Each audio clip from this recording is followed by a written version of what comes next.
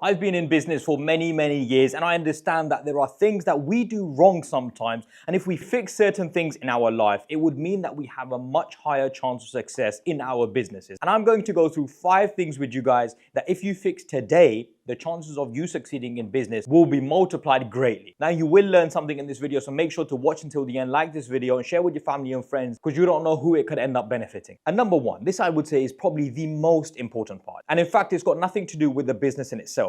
In making sure the business is a success, making sure that you have enough money. It's got nothing like that. Actually, before you even start your business, have you got your mindset right?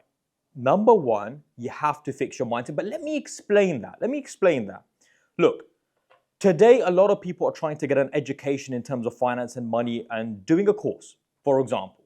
How many people go through a mentorship program, a course, a subscription, try to learn something, have calls with people? How many people that actually go in and get this education then take action after getting the education? A very, very few amount. Actually, I would say it's probably as low as 30 or 40% of people go on and commit to the action. And then how many people stick at that business for 6 months? That now you're looking at a very, very small number. And I want you guys to be that very small number, because what sets you apart? What sets you apart is you don't give up, you stay consistent, and you do it over a long period. Because the amount of businesses that don't succeed in the first 6 months, it's a lot. A lot of businesses will not succeed in the first 6 months, but after 7th month, 8th month, 9th month, trust me, as someone who has started multiple businesses making £10,000 a month, all of them, alhamdulillah, you see a lot more success in your 7th month, 8th month, and 9th month. In fact, in sales, we say something. And in sales, we say that when you're making calls and cold calling and speaking to businesses and trying to break into them as clients, the likelihood you're going to win business in your first call is very low. And the business you win in your first call actually isn't good business.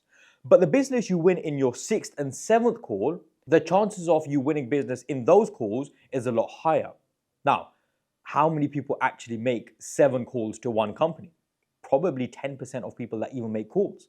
Anyone that makes cold calling or sales or calls or business development right now, you guys know how many times do you get in contact with one company 7 times, right? It just doesn't happen. So number 1, you have to fix your mind. Number 2, your business idea. How are you going about coming up with this business idea, right? I think a lot of the times, a business which actually is solving a problem will end up doing well. And so that's what you have to think to yourself. What problem are you solving? And if you're not solving a problem, it's not to say the business isn't going to do well, because I don't want to say now that every single business will only ever do well if you solve a problem. But the chances of you succeeding in starting a business or starting something for yourself are so much higher when you're solving a problem for someone. Because look, in sales, business, right, could actually be called sales. You could genuinely call business sales, and you would understand business a lot better once you understand sales. What do I mean by that? Anyone that knows sales knows that you have to understand the pain point of a customer and then give them a solution.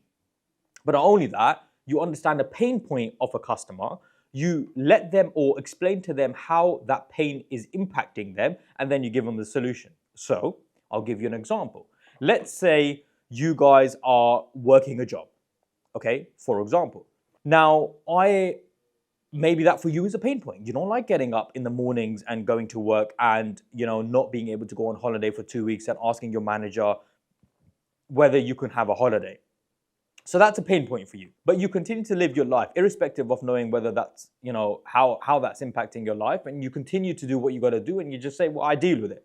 But then someone gets in contact with you and says, look, you're working a job right now. You're waking up in the morning. You're going home in the evenings. You're clearly not happy with what you're doing. You're not able to go on the holidays. You're not able to do what you want to do. You're not able to spend time with your family. So here's the solution. Should you not do something for yourself? So here now, you've not just told the problem, how does it impact the person? And then you give them a solution. Number 3, and this is something I made. A mistake that I actually did, and I think it definitely didn't help me, was when I started my company, all I actually wanted to do was make enough money where I don't have to work a job ever again. Like, honestly, that's all I wanted to do. I just don't want to work a job anymore. And to be honest, I don't think that was, it was helpful for the business. Because actually what I should have been thinking is I'm going to work as hard as possible, and how much money I make at the end of it is a result of how much effort I put in. No doubt that obviously we want our businesses to make money, but you shouldn't be thinking about making money in the first day, the first month, month three. Actually, what you need to do is do A, B, and C, assuming those are tasks and actions towards starting your business and doing the actions towards what's actually going to make you money. Measure that. So for example, you are starting a recruitment company. I've been in the recruitment world for now, alhamdulillah, 10 years, and so let's say you're starting a recruitment company. And so let's say you would measure how many calls are you making to companies? How many calls are you making to candidates? How many CVs are you sending to companies? How many emails are you sending, and so on and so forth? These things are measurable. What isn't measurable is how much money you make, right? So when I look at your business, and because obviously we teach recruitment, and again, if you're interested in learning about recruitment, we do have a recruitment course which is taught by 5 directors, all in the industry, really experienced guys, on how to start your own recruitment company. I'll leave an opt-in page in the description below. Leave your details or someone will be in touch. But the point here is you measure things that are measurable. You don't measure things in regards to, for example, the money, because someone could have a good month, but someone could have a bad month, right? Over 2 years, when you measure how much output you're doing compared to the results, it evens out, and you'll be surprised how the results are very, very similar depending on how much output you do. Now, number 4, this is hugely problematic, and I would say most people fall under this category. And if you actually can take yourself out of this category, you've won. And that, I would say, is, well, how many people stop doing what they said they were going to do a month in, 2 months in, 3 months in? How many people do you know that have done ACN, drop shipping, SMMA, Forex, and so many other malarkey, joke man things, really and truly? A lot of these, I would say a marketing company probably is fine, but how many people have done various things and actually not succeeded at any of those? Now, yes, there is an argument to be made here that those ways of making money actually are there's very low success rate in all of those, right? Having said that, there is also a problem of jumping around and giving up too soon and stopping, and fast money. I want quick money. I want money today. I want money today. How many people stick at one thing for 5, 6, 7, 8 months? That is a lot of time. 5, 6, 7, 8 months, right? And I'll give you an idea. I started in recruitment when I was 21 years old, and until today, basically, until the last year, I would say, when I turned 30, 10 years into, being in the recruitment industry, I didn't even think about a different business. In fact, I was just out and out doing recruitment, but there are a couple of other businesses because I can invest in them.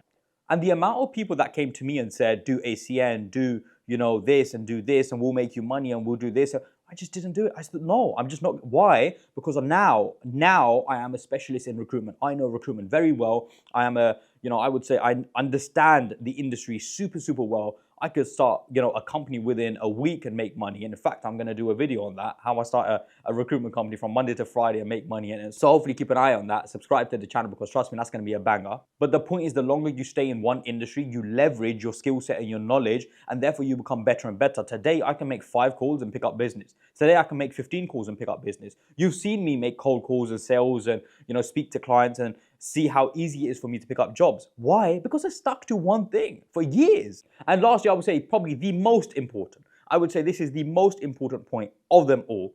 And that is, in every single thing that you do, remember that whatever you're doing should not be bigger than your religion, should not be bigger than your faith, and it shouldn't take you away from your religion. If anything, it should bring you closer to your religion. And so as a Muslim, my business only made me a better Muslim. As a Muslim, my business only brought me closer to Allah, because it allowed me to have more time. It allowed me to have money and therefore go to Umrah and take my parents to Umrah. It allowed me to make hijrah and move to Muslim land. It allowed me to homeschool my children. It allowed me to create a healthy and comfortable environment for my family.